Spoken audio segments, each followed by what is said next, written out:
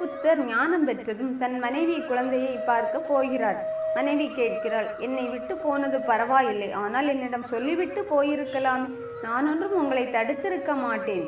ஆனால் நீங்கள் என்னை நம்பவில்லை என்ற நினைப்பே என்னை இத்தனை காலமும் மிக நோகடித்து விட்டது. ஏன் என்னை காயப்படுத்தினீர்கள்? புத்தர் அவளிடம் மன்னிப்பு கேட்டுவிட்டு தான் பயந்தது அவளை அல்ல, தன்னைத்தான் என்கிறார். மனைவி மகனின் முகம் பார்த்தால்தான் உறுதி குலைந்து அங்கேயே தங்கிவிடுவேன் என பயந்ததாய் கூறுகிறார். அடுத்து அவர் மனைவி மிக செறிவான ஒரு கேள்வி கேட்கிறாள். அது இதுதான்: நீங்கள் இந்த அரண்மனை விட்டு போகாமல் இங்கே தங்கியிருந்தால் ஞானம் பெற்றிருக்க முடியாதா?